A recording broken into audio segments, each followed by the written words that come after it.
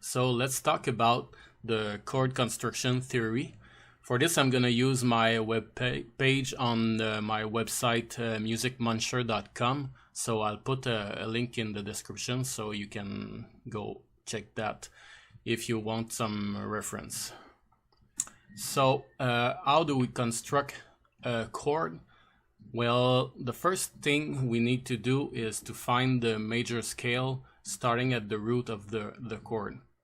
And the major scale in this case is just to find the intervals that will construct the chords. It's not about the key of any song. It doesn't matter. It's just starting from the root. So for this page, I chose the A major. The only reason is because I didn't want to do like everyone else and put in C. And the thing I like is you can see that some notes have some alterations, and you can see how it works if we change things. So I'm choosing A major, and that's it.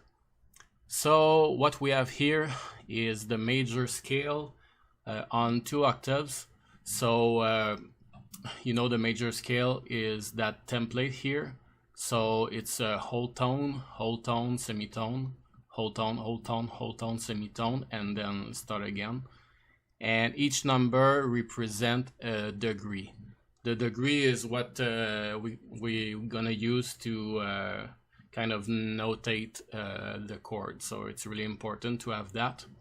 So that's it. When you get the major scale, now you can separate all of this in kind of 3 sections that I like to separate because it makes it easier after that. So from degrees 1 to 5, it's what I call the Triad section. The degrees 6 and 7 are the lower extensions section, and degrees 8 and over, it's the upper extensions section. So let's start with the Triad section, which is kind of you need the triad. It's what makes the chord. The other the extensions are not required. It's just to add some spice to the chord, but the basic chord is a triad. So usually what we do to build a chord is we get the degrees 1, 3, and 5. This is, you probably saw that before. It's called stacked thirds. What it means is you use you kind of skip a degree every time, and you can go the whole way, like 1, 3, 5, 7, 9, and so on. So if we stick to 1, 3, and 5, we can build our chord. This table here is we get all our major scale from 1 to 5, so A, B, C sharp, D, E, and then we get all the other notes that are between, and you can see that we have some major, minor interval, we have some perfect interval, diminished, and augmented. So when we have the like second, third, we need to use the major, minor extensions, and the fourth and the fifth are only using perfect with the diminished and augmented.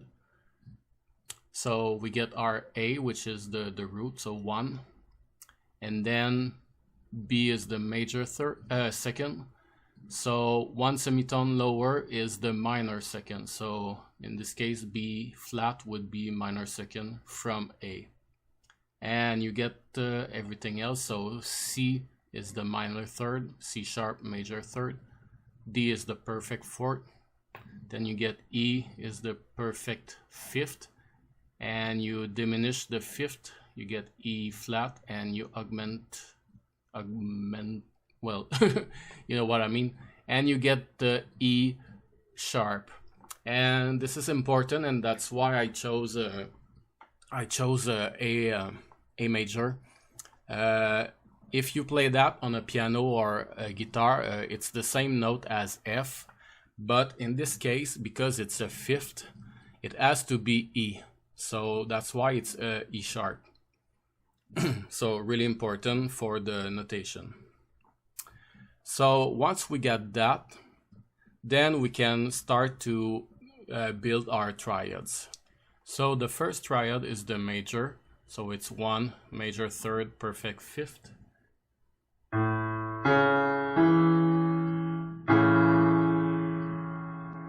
So this is major chord, so you don't have to write anything as the notation. And next is the minor chord. So 1 minor third perfect fifth.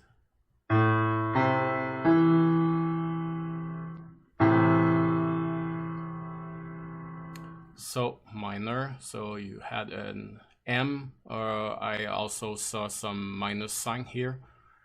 Next one is the diminished triad. So 1 minor third diminished fifth. Next one is augmented, so 1 major third and augmented fifth.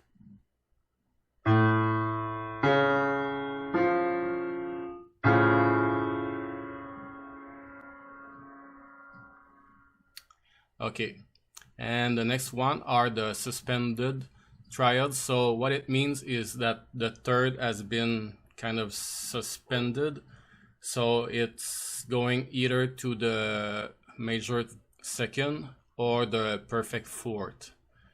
So if we try the suspended second,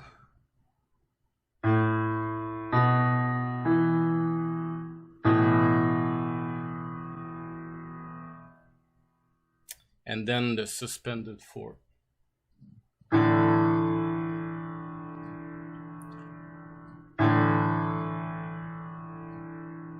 So you probably recognize that the suspended wants to go to the main triad, so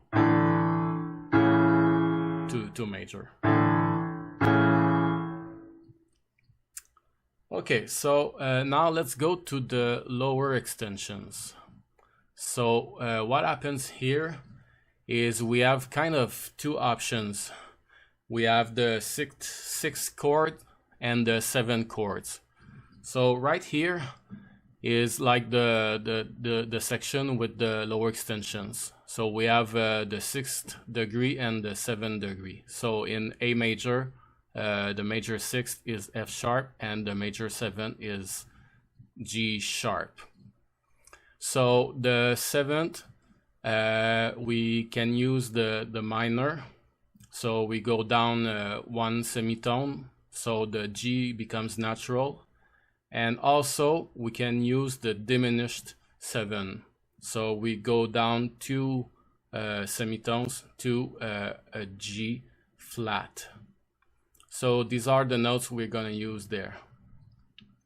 So for the 6th chord, it kind of break the formula of the stack third. We should go to 7 and we go to 6. So these are chords that are not necessarily widely used, but you know, they exist. So let's see how it sounds. So we have the first one, which is like the major 6 or just 6. So 1 major third, perfect fifth, and major 6.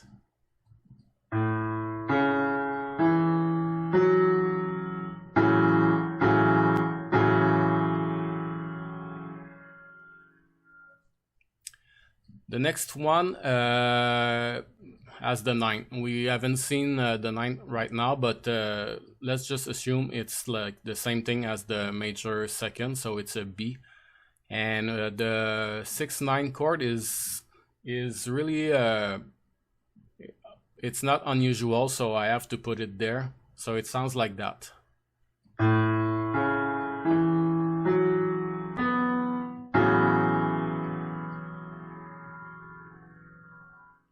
So A6-9, and then we have the minor 6th, which is 1 minor third perfect fifth and the major 6th.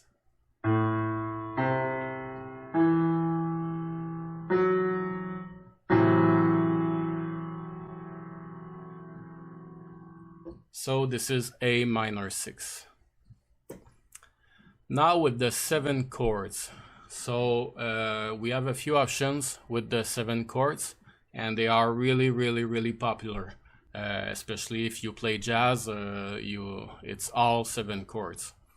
So it's really simple. It follows the stacked thirds, so it's 1, 3, 5, and 7. So if we go with what's in the major scale, so all major intervals, so the major triad plus the major seventh, we get this chord.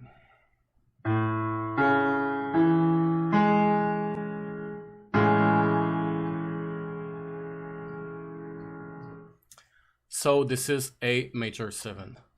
And you know, in the notation, what you notice right here is it's like the opposite of the triads. When we have a major 7, we have to specify its major. While when we have the minor 7, we don't need, we just add 7 and it's fine. So I guess it's a way of clarify things, because it can lead to some confusion, but just keep in mind that the major 7, you always have to put major here. So let's try this chord with a major triad and a minor 7.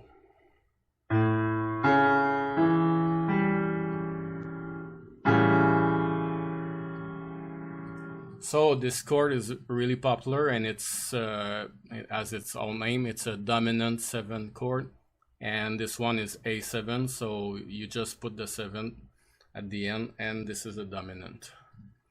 Now we have the minor triad plus a minor 7.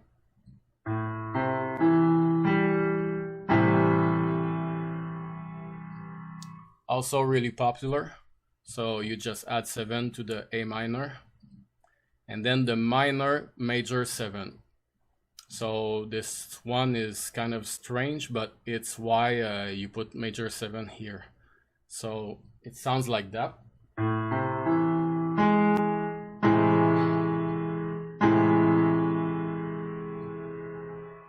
This one is not really popular.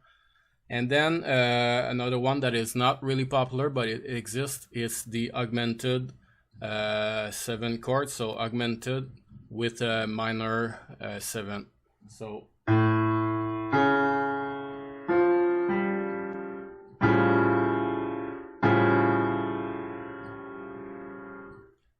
A augmented 7th, and now we have 2 diminished 7 chord, and they are really a little bit special.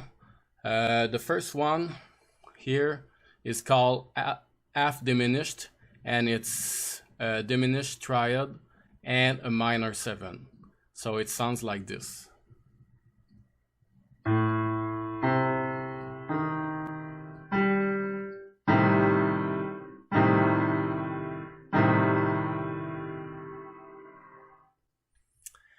And the last one is the kind of real true diminished 7, but this one you have to use the diminished 7 with the diminished triad. So the final note here will be a G flat.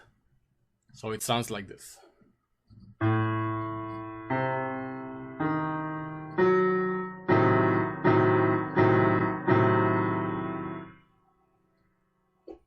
So really dark chord.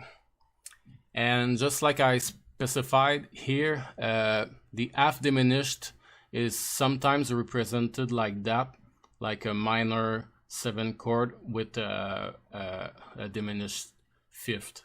But you can see both notation, this one and the one with the little circle with the slash in it.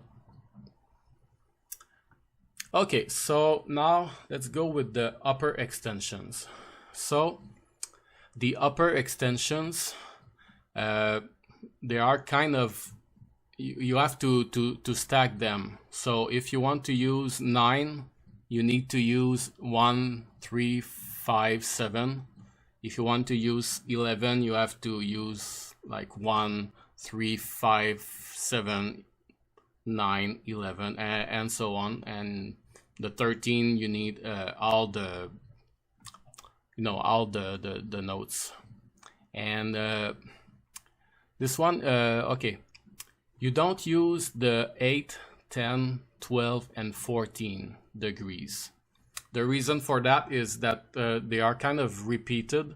They are in like the first octave here. So you see 1, 3, 5, 7, and these notes cannot be repeated. So you're left with 9, 11, and 13.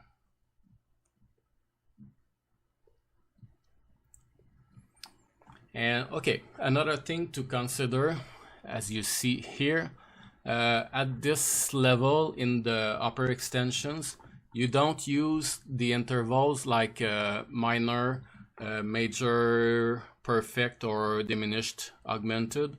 At this level, you use the flat sign and the sharp sign when you want to go up or down a semitone. So you get your this is in the major scale, the B, the 9, D is the 11th, and F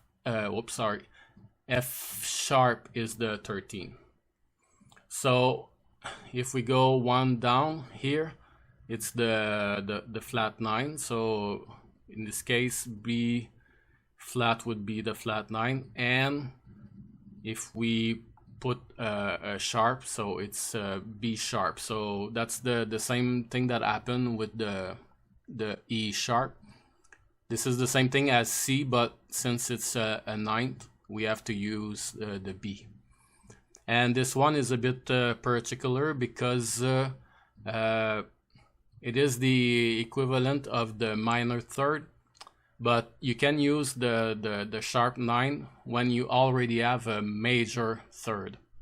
And it's used in it's called the Hendrix chord. I'm gonna play it for you. So it's A. So the major triad, the 7th, minor 7th, and then you have the sharp 9, which is in this case B sharp or C. It sounds better on the guitar. Okay, for the 11th, we don't really use the flat 11 because it's the same thing as the major third, and at this level you cannot have two major third. So we use the natural 11th and the sharp 11. And for the 13, we use the flat 13, but the sharp 13 would be a minor 7, and in this case we already have a 7, so we don't need that note. So these are the options you can have with the extensions. So keep in mind that you already have a 7 chord, and you need to add the 9, and then you need to add the 11. You need the 9 to put the 11, and you need the 11 to put the 13. So the notation for that, what you need is you have to check which is the highest unaltered extension. So like, is it the B, the D, or the F sharp? And the highest is the number you're gonna write on the chord. If you use the major 7 instead of the minor 7, you need to put the major just before the number. And after that, all the altered extensions, so if you have a flat or sharp, you're gonna add them after. It can be separated by a slash, but it's optional. I don't really see that really often.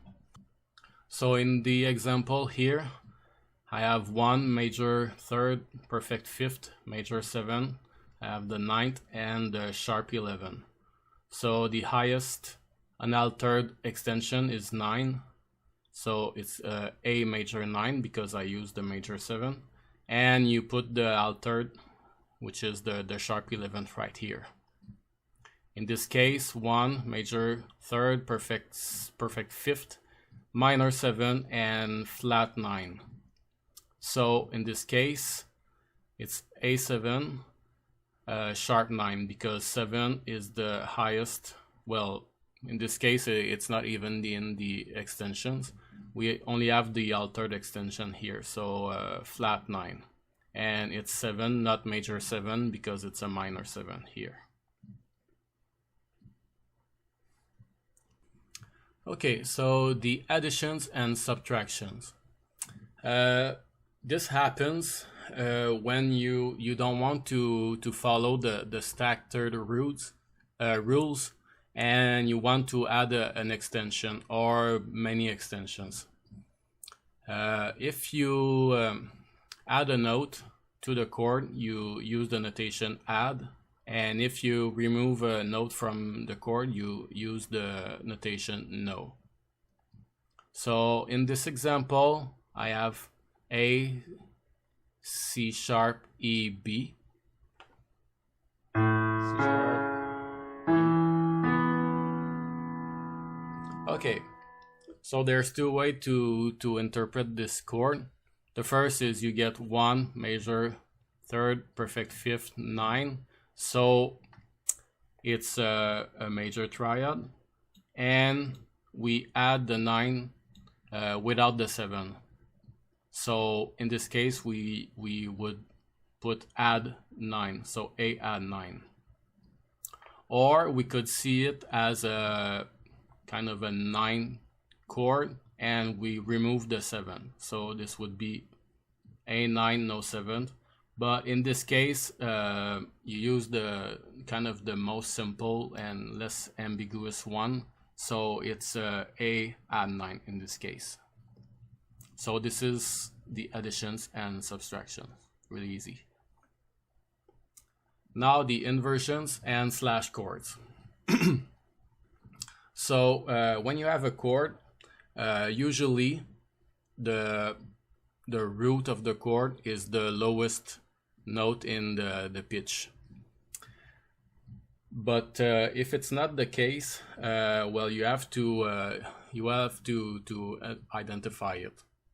So usually when you do that, you just put a slash, and then you add the note at the end. That signifies that it is the lowest note. There are other kind of way of notate that, and kind of the classical way, and you know, the first inversion and the second inversion. But I think it's easier just to put the note after the sign. So if I have a major chord and the C sharp, the third is the lowest note. So let's hear that.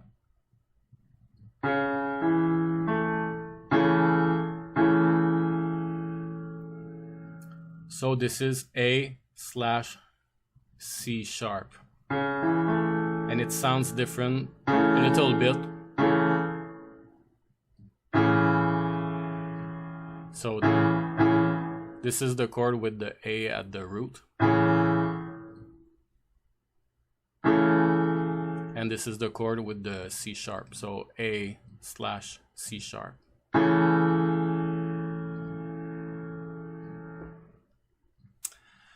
So slash chords, it's kind of the same thing, but the difference is that the note, the bass note, is kind of separate from the chord. Let me explain that with the example here. So I have B, A, C sharp, E.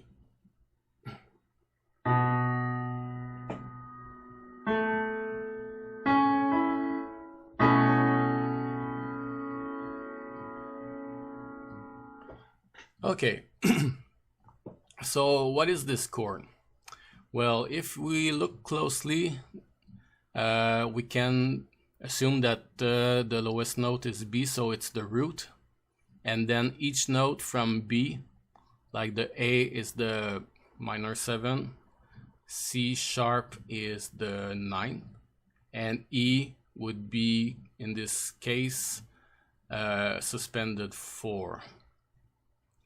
So do we get a B9 sus4?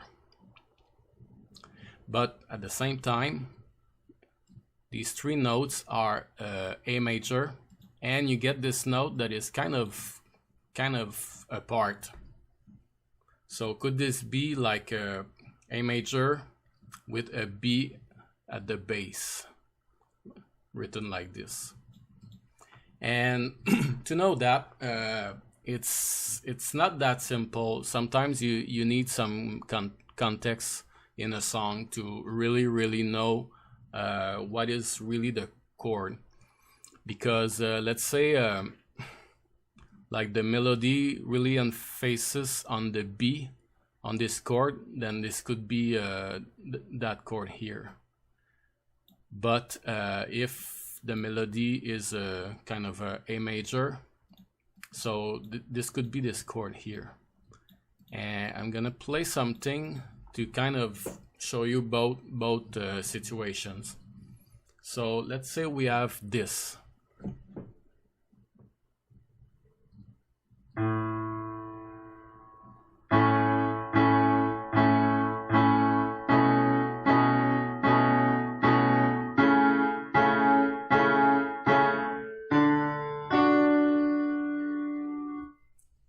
Okay, so the second chord I played was that chord here, but I started with the A on the bass, then the B, and then I went to C sharp. But it's obvious that the chord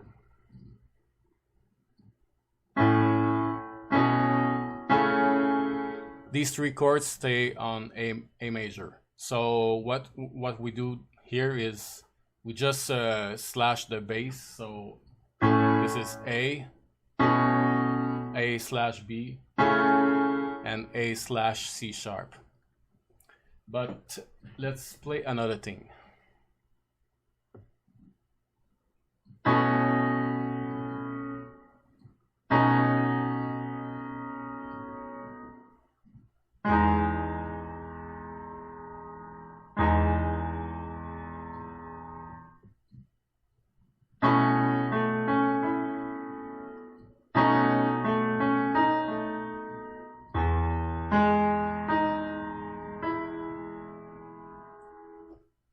Okay, now the first chord I played was still this one, but this time, after that, I still played a B, but my suspension here was resolved to the third, so it became B9, and then I played a E major chord because B is the dominant of E.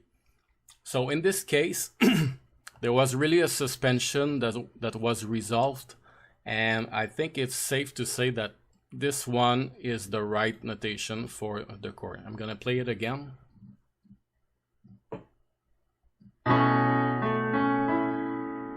You really feel that this is a B chord.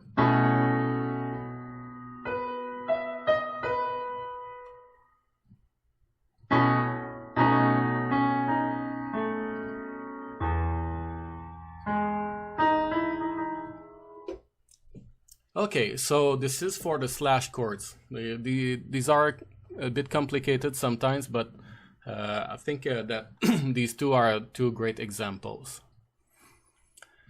Okay, the chord notation. Well, how do we write all of this in a chord? So we always start with the root note, so let's say A. Then the kind of the code of the triad, so if it's a minor, it's A with the little m. Then the extensions. So if it's 9 chords, we put 9 here. The suspension, so if there is a suspension, we add that, so sus2 or sus4 right here. If we add some notes, so add 9 would go here. If we subtract some notes, so no 11, say, and then we put the inversion with the slash. So that's the order right here. So root, triad, extension, suspension, addition, subtraction, and inversion. Now the voicings. So I'm gonna go really quick right here. It's just to show you that you don't have to play the chords like they are written all in stacked thirds.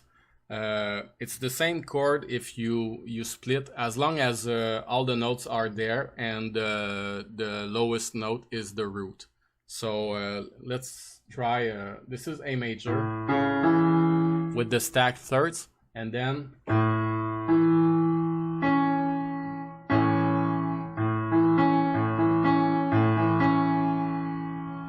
so it's not the same order, but the bass note is A and I have all my notes. So this is still A major. Let's say I had the minor 7. So this is A7. So as long as all the notes are there, the order and the distance between the notes are not important. Okay, the accepted omissions. Well, this is kind of the things are good in theory, but in real life, sometimes you cannot play all the notes of a chord. You know, like I say there, the 13th chord should have 7 notes, and if you're a guitar player, you only have 6 strings. So you can remove some notes, not all of them, of course, but usually the perfect fifth, it's the first note that you can remove, and you're not gonna affect the chord. And in jazz, it's rarely played. It's really the note that will go away. The other one that is really popular in a way of omission is the 11th on a 13th chord. This one will probably never be there because it clashes with the major third, because 11 is a perfect fourth. So there's a semitone, well, not a semitone in this case, it's a kind of a flat 9, but still the clash is there, so they really never put the 11 on a 13 chord, well, the perfect 11. So these are the two omissions that are really often there. So okay, finally there's a few examples there, so I'm gonna play them for you. So the A major 7,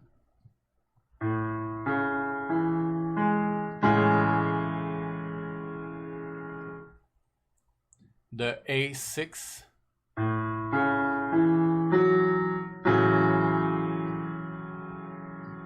A minor 11,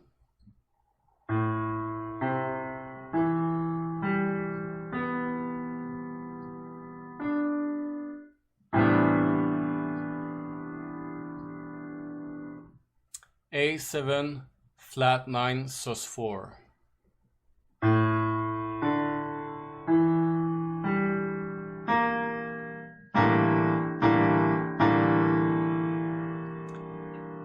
and the last one, we have A minor 7 with E on the bass. So that would be